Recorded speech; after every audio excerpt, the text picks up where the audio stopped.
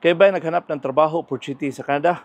Baka ito ating video ay makatulong sa inyo dahil 50 katrabador kinakailangan at kung kayo man ay mga high school graduate at kayo man ay may mga 3 years work experience.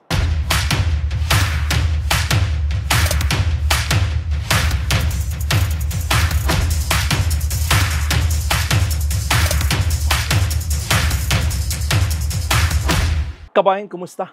Anong balita sa inyo? Ikaw ba ay naghanap ng trabaho dito sa Canada at ito po ay napakagandang opportunity dahil wala po kayong babayaran dito, wala po tong placement fee, wala po tong processing fee at ito po ay napaka-legit na agency, no? And again, sinasabi sa inyo lagi na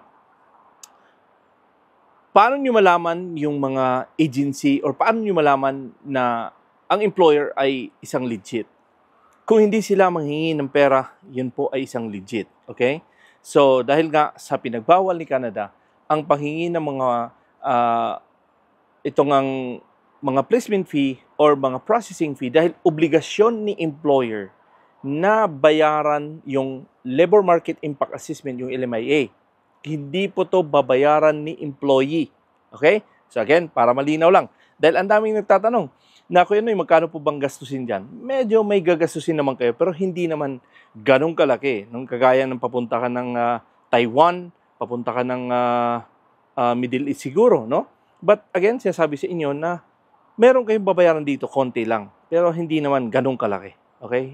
Again, hindi ko lang i-disclose kung magkano dahil hindi ko man nakakausap itong mga agency, no? Subalit kung magkaroon tayo ng panayam sa kanila, napakaganda sana, no? But anyway, again, sinasabi ko sa inyo na dito sa pag-apply sa Canada, importante na ano ba yung mga requirements? Ano po bang mga kinakailangan upang kayo makapag-apply? Dahil ang hirap po na kayo nga ay gusto pumasok ng Canada, subalit wala kayong sapat na kaalaman. Okay? So, ito na yun.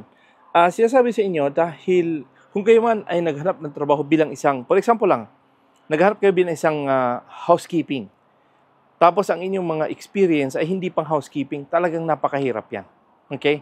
So, importante na related yung inyong mga ina-applyan na ayon sa experience. Hindi po pwedeng sabihin natin, kaya ako po yung all around, pwede po ako kahit saan, wala po akong problema, kaya ko po mag-map, kaya ko po mag-days ang bahay. Hindi po yun. Ang importante dito ay kayo ay may mga sapat na qualification at experience. Dahil kung hindi kayo experience dito, mahirapan kayo. And again, sinasabi ko din sa inyo na ayusin ang inyong mga resume. Dahil si resume ay isang factor na makapagbigay bago sa inyong buhay dahil bago pa kayo ma-interview, nakikita na sa inyong resume or nababasa na ng mga employer at agency ang inyong mga resume. Kasi kung kayo ay qualify sa trabaho, kayo ay tatawagan nila. Hindi po yan sila, hindi kasi mag-excuses lang. Hindi po. Tumatawag yan sila kung kayo ay qualify. Pero kung hindi kayo qualify, ang ibig sabihin yan, hindi kayo tatawagan. No? Or hindi kayo tawagan, ang ibig sabihin din, hindi kayo qualify sa trabaho. No? Again, sinasabi sa inyo na ayusin nyo. Dahil ang daming gustong pumasok ng Canada, huwag nyong sayangin yung opportunity kung meron man kayong opportunity. Okay?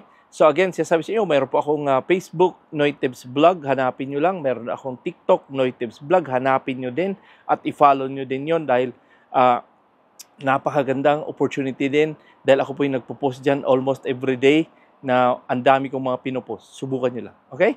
So again guys, tingnan natin. Ito po ay napakagandang opportunity kung kayo man ay qualify. Tingnan natin itong trabaho na to at baka naman ay kayo ay makakwalify dito kung kayo man ay pasok kayo dito sa mga trabaho na to. Okay? So halika, tingnan natin sa kanilang website. So yun guys, ito po yung website. Ito po yung agency ni Venture Management System International Corporation. Ito po ay ang industrial meat cutters. No?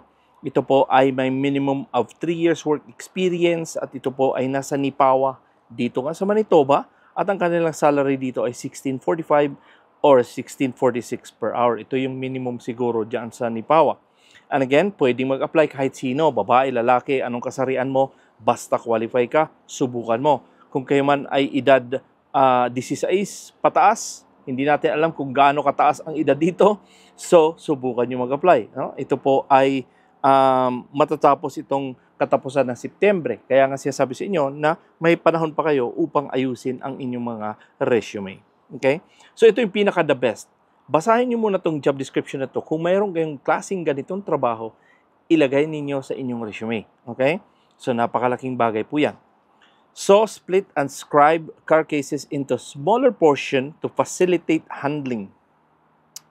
Cut bones from standard cuts of meat, such as chunk, ham, loin, plated, round, and shanks to prepare meat for packing and marketing using a knife and a meat hook. Insert the knife into the meat around the bone to separate the meat, fat, tissue, and defects.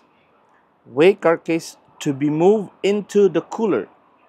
Follow the food safety requirements. Okay? So again, sinasabi ko sa inyo lagi, na kung kayo man ay may mga klaseng ganitong trabaho, kayo ay nag-deboning, nag-slice kayo ng mga meat, isulat nyo lahat. Anong ginagawa nyo? Ano bang gamit nyong knife? Mayroon kayong mga pangalan sa mga knife na yan, kung ano bang gamit ng saw, ng meat cutting saw, ang ginagamit nyo para pang putol ng mga buto-buto or something.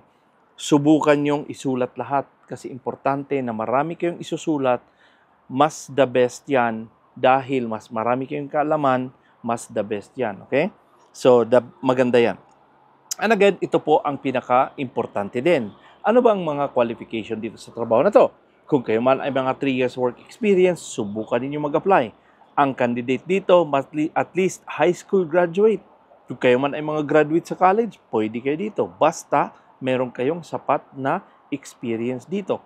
Should have at least 3 years minimum or continuous experience, preferably experience of meat cutter, deboner, slaughter without gaps. Ang ibig sabihin nito, tuloy-tuloy yung employment nyo na kayo ay nagtatrabaho bilang isang mga meat cutter or nagtatrabaho kayo sa slaughter. So, importante po yan na tuloy-tuloy ang inyong ang inyong employment. And again, ito po ay pinaka-the best. Sinasabi ko nga sa inyo lagi na itong IELTS na to, napaka-general ano lang to, training. Yung kanilang, I think 4 or 5 siguro, pwede kayo dito. Again, sinasabi sa inyo lagi na kung wala pa kayong IELTS, pag-aralan nyo na. Dahil ito ang isa sa mga requirements ng papunta ng Canada. Okay?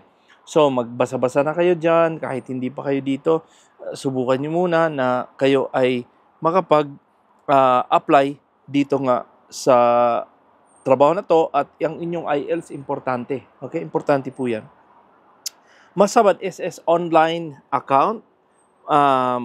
Must be able to provide employment certificate and other employment verification documents, company ID, payslip, contract. Okay? So, ito, tinatanong ko to sa ano ba to? Sa OWA. Bakit po ba ang hinahanap ng mga agency itong mga payslip, contact, company? Kasi pala, para daw ma-verify ng agency yung inyong totoong trabaho. No? Kasi yung iba daw nagsisinungaling, pero wala pala silang mga trabaho, kaya ginagawa-gawa lang nila. So, again, importante po yan na magsulat kayo sa inyong mga resume na katotohanan lang. No? Huwag kayo magsinungaling kasi hindi po maganda yan. And again, kung kayo man ay mga TESDA NC2, slaughter operation, for the full-time slaughter, importante kung mayroon kayong mga TESDA certificate, no? Kung wala pa kayong mga TESDA certificate, magkuha lang kayo, no? Habang nag-aantay kayo ng taon na wala pa kayong 3 years, itong kunin yung IELTS, kunin nyo yung TESDA dahil napakalaking bagay din po yan. Must be willing to travel to Manila for a trade test and interview. Yun. So again, ito po ay walang placement fee at ito po ang High Life Food LP. Ang employer ito po ay nasa Manitoba sa Nipawa. Okay? So again, kaya sinasabi sa inyo na dito sa pag-apply sa Canada, importante po na ang inyong mga qualification at ang inyong mga job description, no? Dahil ang mga employer at ang mga agency, sila po ay nagbabasa.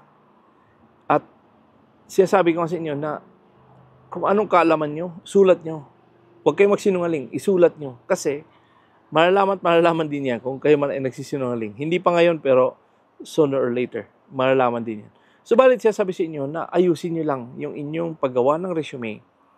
Dahil si resume is the key. Kahit daming trabaho sa Canada, kahit marami tayong agency sa Pilipinas, pero ang inyong resume, hindi ganun kaganda. Hindi talaga kayo matanggap ng trabaho. No? Napakalaking bagay na ang inyong resume ay napakaganda, napaka-perfect upang kayo ay matanggap at mapansin ng mga employer. Okay? So, ayun guys, sabi sa inyo, marami pa akong mga videos dito na baka pwede kayong manood. Pwede nyo i-share itong ating mga videos dito sa inyong mga social media platform. At ang importante, kung hindi pa kayo nakapag-subscribe, sana po yung makasidyo i-like, i-subscribe at huwag nyo kalimutan lagi i-click ang notification bell para update kayo tuwing meron ko in-upload dito sa ating channel. So, ganun po mga guys, sabi sa inyo na talagang sipag at syaga lang sa pag-apply. Kung kayo ay qualify, subukan nyo mag-apply. Marami pa akong mga videos doon sa aking Facebook at TikTok. Subukan nyo puntahan Noy Tips Vlog. I-search nyo na lang. Isang pangalan lang lahat ng social media ko. So, ganun po mga guys. Again, maraming salamat ulit sa inyong panunod subaybay sa aking channel. Ako po si Noy Tips. God bless and a wonderful day.